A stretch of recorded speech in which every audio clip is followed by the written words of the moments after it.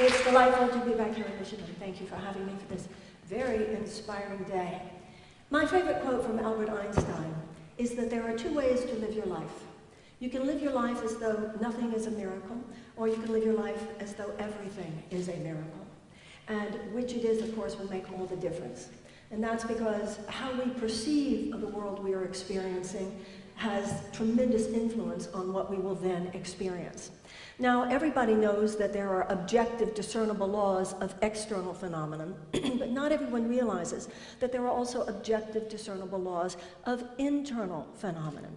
If I'm holding a book, I understand the law of gravity. It's not that I have faith in the law of gravity, I understand the law of gravity. So if I'm holding a book, I release my fingers, I simply know that the book will fall to the ground. Well, beginning to understand the laws that rule the dimension beyond this, the dimension of consciousness. Some people think of these in spiritual or religious terms. Some people think of this in terms of the science of consciousness. It doesn't so much matter for our purposes here how we see that aspect of it. The point is the idea that that dimension exists. And just as I can have faith in laws like gravity or the law of thermodynamics, I can have faith in the laws of consciousness. And my faith in the law of gravity does not make me blind, it makes me visionary. It's simply something that I know, not something that I just believe, something that I understand. The same is true with the laws of consciousness. Faith is not blind, faith is visionary. I simply understand how things work. Now, there is a law on the outside called the law of cause and effect, and there's a law on the inside called the law of cause and effect. The law of cause and effect, when it applies to consciousness, has to do with the fact that everything we think, because it then affects how we behave, then affects our world. Now, another aspect of ultimate reality, that which begins in the realm of consciousness, but then is imprinted on everything externally as well, is the idea that the universe is both self-organizing and self-correcting. Look at how an embryo turns into a baby. Look at how a bud turns into a blossom. Look at how an acorn turns into an oak tree. Now, science might be able to describe, science might be able to actually objectively explain the mechanisms by which those things occur. But science, of course, cannot explain the mystery behind the fact that it occurs at all. And it occurs because once that egg and sperm come together, there is some entelechy, there is some natural intelligence by which every cell is guided, is actually programmed to divide. And out of that comes brains and hearts and skulls and eyeballs, all those things that make a baby. And then even once that baby is born, those cells continue with their natural intelligence, their natural entelechy, to make the heart continue to beat, to make the lungs continue to breathe. Just as there is something programmed inside that acorn by which it becomes the oak tree. And the idea in the realm of consciousness is the idea that not only is this true in the physical world, that every cell is programmed to go to the next best thing in this infinite intelligence of nature by which all things thrive, but that that is true of our spiritual intelligence as well. Now, what happens when a cell decides that it doesn't want to be part of that natural organizing? What happens when a cell says, I don't want to? What happens when a cell says, instead of just doing my thing to contribute to the healthy functioning of the organism, I don't want to just contribute to the lungs, I don't want to just contribute to the blood, I want to go over here and do my own thing? That is a cancer cell, isn't it? A cell that has separated itself from its natural intelligence. A cell that has said, I don't want to collaborate. I don't want to be part of the larger organizing structure. Rather, I want to go do my own thing. I want to surround myself by other cells as sick as I am, who themselves don't want to collaborate to the greater functioning of the whole, and we will build our own mass, our own kingdom. And we know what that is, of course. We know that that's a malignancy. We know that it's a mass. We know that it's a tumor. And we know that if undealt with, it threatens the entire organism that it was created to serve, and it also seeks, at that point, to destroy itself. Now, what is the difference between you and me and the embryo that is programmed to turn into the baby? What is the difference between you and me and the bud that is programmed to turn into the blossom? What is the difference between you and me and that acorn that is programmed to turn into the oak tree? The difference? You and I can say no. You and I can say, I don't want to. You and I can say, no, this isn't about my collaborating. This is about my doing what I want to do. And that consciousness is a spiritual malignancy. And that consciousness, by which we have forgotten, by which just as a cell in the body that has gone insane, that's what a cancer cell is. It's a cell that has gone insane. It's that it's been disconnected from its natural intelligence. It doesn't remember what it is supposed to do. And that consciousness, which is both spiritually malignant and spiritually destructive, just as it is materially malignant and materially destructive biologically, that consciousness now dominates too much of the human race. However, and this is interesting because we've seen so much of it here today, the universal principle that goes along with the idea that the universe is self-organizing is that the universe is also self-correcting. So the body not only is programmed to work, but the body is also programmed to take care of things should there be illness or injury. You know, if you have a cut on your finger and you see somebody says, ooh, it's very red. Well, actually, the fact that it's very red is a good sign because it means that all the red blood cells have rushed in to handle the problem. So both in terms of biological and natural processes, as well as in terms of spiritual processes, there is something about the natural intelligence of the heart and the mind that is both self-organizing and self-correcting. What that means is that when there is a terrible problem, when thinking and behavior has taken us to a place which is malignant, which is even maladaptive for our survival, there is also something in us which is programmed to correct the system. You know, we all learned when we were children about how evolution works. We learned that if there is a species that is behaving in a way that is not adapted for its own survival, that one of two things is going to occur. Either there will be a mutation, and there will then be a line of development that has to do with survivable and sustainable behavior, and that will become a trajectory that the species then takes, or the species will go extinct. And it could be argued, of course, that the way the human race has been behaving, certainly in the last 50 or 60 years, is literally maladaptive for our survival. We fight too much, and we fight with weapons of mass destruction that could cause global catastrophes unlike anything that has ever existed on the planet before. We have taken the lack of reverence and the desecration of our environment, lack of reverence in the sense of the sacred quality of our home, this planet Earth, and we have desecrated it and used it only for our purposes rather than from a consciousness of collaboration and responsibility, which you see in the cells of the body. We have done so much that now we are faced with stress points. We are faced with stress points such as the global implications of weather change, the global implications of the nuclear arms race, the global implications of the corruption of our food supply, etc. However, what's occurring is that there is an uprising among the red blood cells of the human race, and that is us. It is, as it were, a collective mutation. Now, one of the things you find in any advanced mammalian species that survives and thrives, among other things, and this has been alluded to here today, is the fierce behavior of the adult female of the species when she senses that there is a threat to her cubs. Look at a mama bear. Look at a tiger. Look at a lion. You know, you might go out into the wilderness and they say, well, there are some black bears out there, but they should be okay. Just don't get near the cubs because that'll make mama bear really fierce.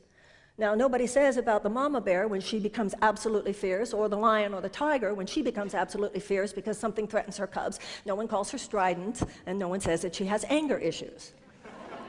Do you know, even among the hyenas, which is a female-dominant species, the adult female hyenas actually encircle the cubs while they're feeding and will not let the adult males get anywhere near the food until the babies have been fed. Ladies and gentlemen, particularly ladies, surely the women of America could do better than the hyenas.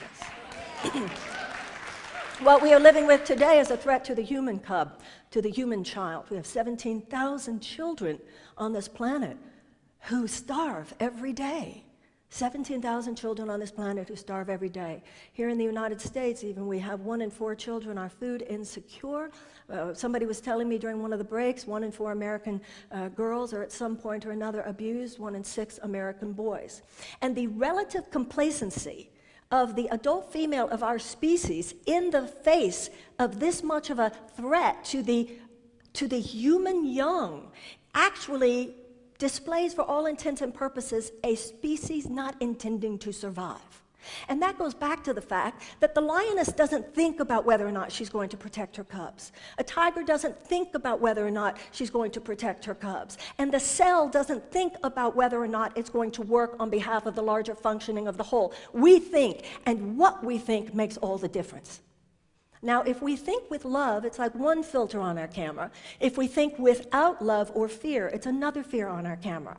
And when Einstein said, either nothing is a miracle or everything is a miracle, in that area where nothing is a miracle, that means something has gone awry. Something is chaotic, something is disordered, something has no meaning. And even as Jennifer Fox was saying here today, that's what children want. Children want to feel there's a sense of meaning to all this. And guess what? So do adults. There's been a lot of talk this morning about the infinite potential of children. But you know what? There's infinite potential in adults as well. And given the global catastrophic implications of the probabilities and the trajectories of probable horror that now face the human race, we absolutely cannot wait for the kids to grow up to take it from here. If all systems break down means all systems respond. All of us, no matter what our age, are needed now.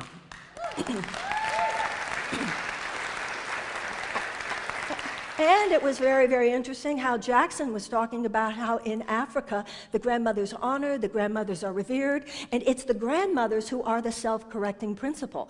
Very, very interesting. Well, the grandmothers would be the self-correcting principle in any culture that is in its own state of understanding of the natural intelligence that imbues all consciousness.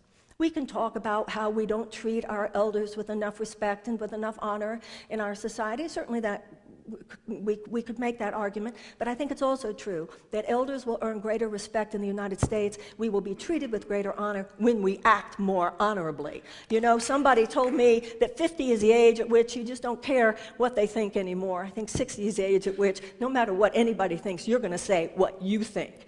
And at a time of the kind of global threats that we are facing now, it is not being an alarmist to say that something is very wrong and we must all wake up quickly and act if in fact the times are alarming. Now what does that mean? What makes it happen? Well, you can liken the state of humanity today to the Titanic. You know, the Titanic is on its way to the iceberg. I think that's why we all relate to the Titanic, not just because it was a good movie, but because it's an archetype. We all get it. It's like we're on the Titanic. We're headed towards that iceberg. And the iceberg could take many different forms. It could be a biological disaster. It could be a weather catastrophe. It could be a nuclear catastrophe. The point really isn't what form would crashing into the iceberg take. What matters is that we must turn this ship around, and we must turn it around now. How are we going to do that? Well, the probability vectors are quite grim. Listen to the environmental scientists talking today. If you look at these things only from a left brain perspective, only from a rational perspective, ladies and gentlemen, things are very grim, and it could be argued that in many, many areas it's already too late to turn this thing around. What we need is a force multiplier. Now, let's talk about this. I can't even conceive of a kinda, sorta, you know, sometimes when it's convenient, committed terrorist. These people are committed. They have shown in horrifying ways that the worldview that they feel needs to be effectuated on the planet, they will do anything it takes to do it. And every time there is some terrorist incident, the president, whoever the president is, calls it some cowardly act that will not be tolerated. Well, ladies and gentlemen, I could call these acts evil, I could call them unconscionable. I don't know about cowardly. The truth of the matter is hatred has a perverse kind of courage. On the other hand, a lot of us, and I know I've been one myself at times, we're, you know, kind of, sort of, sometimes when it's convenient, committed to love. And so what's happening is not that there are more people who hate on the planet than who love. It's not that there are more people who would consciously or unconsciously do destructive things to the planet than there are people who want to do wonderful, creative things on the planet. It's that hatred has been turned into a political and social force. And it is time now for us to do what Gandhi said and what Gandhi did and what King then brought to the United States based on the teachings of of Gandhi, we must turn love into a social and political force. It's not enough. As much genius as there is, and has been displayed in such amazing ways here today, when Jackson was talking about what he's doing in Uganda, when Stephen was talking about what he's doing in the Bronx, when Jennifer was talking about what she's doing with her school, this is a revolution of love that is now occurring. And that love is a force multiplier. And Einstein said that time and space are illusions of consciousness. So ladies and gentlemen, there's only one thing that's going to be able to turn this ship around. And it's not just that we come up with the technological answers. You know, Jackson could have stayed in New York and become an investment banker. Science cannot explain what makes us make the choices that we make. The choices that we make that come from love, however, lift us up to be able to do things that we ultimately otherwise could not do. And that is what I believe is happening on the planet today. It is a name, it is a collective understanding, and it is an understanding with the realization that there is genius, yes, within every child, but there is also genius within every adult. They used to tell us, oh, once the brain cells have died, they can't regenerate. Now they're saying, oops, actually they can. Sometimes we feel, oh, I messed up my life, it's all over, I'll never be of use. Oh, yes, you can. That is the story today. Redemption, whether you think of redemption in secular terms or in religious terms, change, transformation, and we have no time to waste. And as we do that, and as each of us return to that natural entelechy, that's the name of the game today, self-correction. Look at the United States itself. We've made some big mistakes in our history, but we have tended to self-correct. Yes, we had slaves, but we got rid of them. We abolished slavery. Yes, we did not give women the right to vote, but then we did. And that's the time of, that's the moment in which we live. That's the era of our history of this country, and that's the era of this history of our species. We have really gotten out of line here. We have really deviated from our natural intelligence. We use more money to figure out ways to kill each other than ways to heal each other and to help each other. We do more to compete than to collaborate. We have more fear in the air than we have fear in love. But you know what? That was then and this is now. Today, in this moment, each of us through awakening. And we're reminded by people like Stephen Ritz and by people like Jackson, this is what can happen. We can all do it. But all of us are necessary to be the immune cells in the psychic bloodstream of humanity. That's the issue. That is what is happening now. Love, that is the force multiplier. It will turn this ship around. I can't promise that if we all awaken to this collective force field of possibility that is on the earth today, none of us can promise that in our lifetime all war will be gone and all unnecessary suffering can be gone. But we do know this. If we do what we can do right now, we will die knowing we did our part. And in that case, we will know we kicked ass and we'll die happy. Thank you very, very much. Thank you.